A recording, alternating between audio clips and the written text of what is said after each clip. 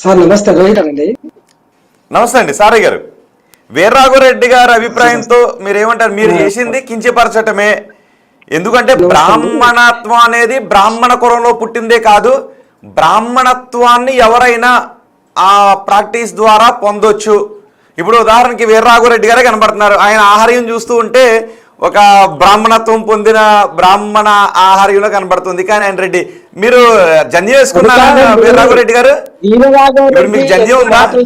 ఎన్ని పద్యాలు ఎన్ని శ్లోకాలు చదివినా వీరరాఘవరెడ్డి శూద్రుడు అనేది వర్ణాశ్రమ ధర్మాల ప్రకారం శూద్రుడని తేల్చిపోయింది. ప్రయత్నం చేశాడు, ఒక సైన్యాన్ని పెట్టి కొంత సంస్కరించాలని ప్రయత్నం చేస్తే ఆయననే తీసుకుపోయి జైల్లో పెట్టారు. అయితే ఇక్కడ విషయం ఏంటంటే వీరరాఘవరెడ్డి ఆ పద్యాలు ఆ శ్లోకాలు ఆయన అంతా కూడా మేము చూసాం.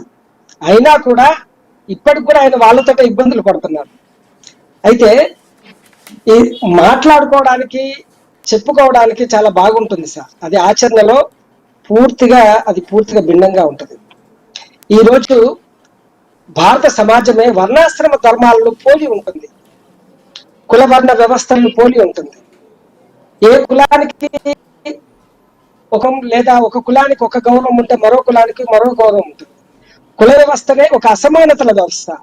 ఒక కులానికంటే ఒక కులం ఎక్కువ కానీ ఒక కులానికంటే ఒక కులం తక్కువ కానీ ఉంటుంది తప్ప ఏ రెండు కులాల మధ్య సమాన హోదా సమాన గౌరవం లేనిది భారతదేశం. అది ఆధునిక సమాజమైనా, అది అంటే రాజరిక వ్యవస్థలైనా, ప్రజాస్వామ్య దేశములైనా ఆ భావజాలం నుండి ప్రజలు బయటపడటం లేదు. సేమ్ టైం అదే భావజాలాన్ని సమాజంపై రుద్ది తమ ఆధిపత్యం కోసం బ్రాహ్మణులు చేస్తున్నటువంటి తీరుని మేము 100% వ్యతిరేకిస్తున్నాం. మనుషులంతా ఒకటే, మనుషులంతా సమానమే అని వాళ్ళు అన్ననాడు ఈ సమాజం గౌరవంగా సోదర భావంతో ఎదిగినాడు. ఈ సమాజం లేదా అలాగా బ్రాహ్మణుల నుంచి అలా లేరా?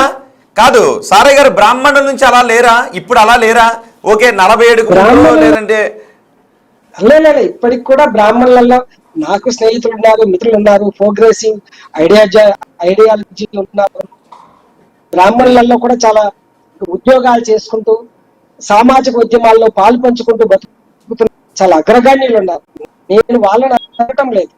నేను ఓకే, మరి ఎవరన్నారు గుళ్ళోకి వెళ్ళి పూజలు చేయొద్దు, గుళ్ళోకి వెళ్ళి పూజలు చేసే బ్రాహ్మణుల్ని మీరు అంటారు అంటే పూజలు మానేయాలి, తద్వారా హిందూ మతాచారాల్ని మానేయాలి, అంతేనా? అది కాదండి, బ్రాహ్మణులు ఎందుకు చేయాలి? బ్రాహ్మణేతరులు కూడా చేసుకుంటారు చక్కగా. ఇప్పుడు వీరరాఘవరెడ్డిని చూసాం, అలాంటి వాళ్ళని చెయ్యండి, వద్దు అని అనట్లేదు కదా. ఉన్నారు కదా చాలా చోట్ల బ్రాహ్మణేతరులు కూడా పూజలు చేస్తున్నారు. ఒకవేళ వీరరాఘవరెడ్డి అన్నది అదే, ఒకవేళ మీరు ఏది ఎవరైతే పూజకు అర్హత ఉంటుంది అని శాస్త్రం చెప్తుందో అలా వేదాలను పఠించి త్రికాల సంధ్యావందనాన్ని ఎవరైతే చేస్తుంటుంటారో, ఇవన్నీ ఎవరైతే పాటిస్తుంటుంటారో వాళ్ళకి అర్హత. అండి నేనేమంటున్నానంటే అందరికంటే వాళ్ళకంటే రాఘవరెడ్డి చాలా నిజం నేను భావిస్తున్నాను. ఒక టెంపుల్ కి వీరరాఘవరెడ్డిని బిగ్ బాస్ గా పెట్టండి, లేదా తిరుపతి వెంకటేశ్వర్ల టెంపుల్ ఉంది కదా, వీరరాఘవరెడ్డిని ప్రధాన అర్చకులుగా పెట్టండి, మేము ఒప్పుకుంటాం.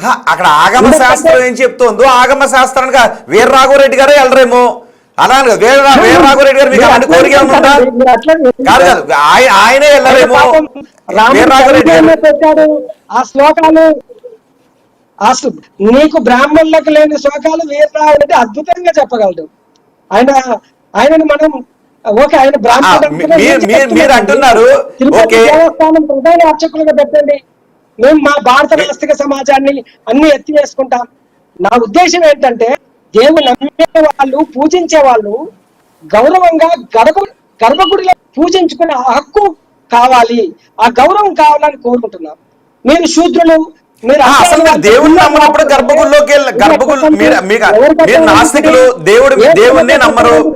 అలా కాదు, మీరు దేని మీద పోరాటం చేస్తారు? మీరు నాస్తికులు, దేవుడినే నమ్మరు. దేవుడినే నమ్మని మీరు ఆగమ శాస్త్రంలోను శాస్త్రాల్లో దాన్ని మార్చండి, ఇక్కడ వెళ్ళే అవకాశం కల్పించండి అని ఎలా అడుగుతారు? కొన్ని శివాలయాలు ఇప్పటికీ కల్పిస్తారు. నిన్న అదే మాట్లాడుకున్నాం. శివాలయాల్లో గర్భగుడిలోకి ఎవరైనా వెళ్ళొచ్చు, శివుడికి అభిషేకం చేసుకోవచ్చు.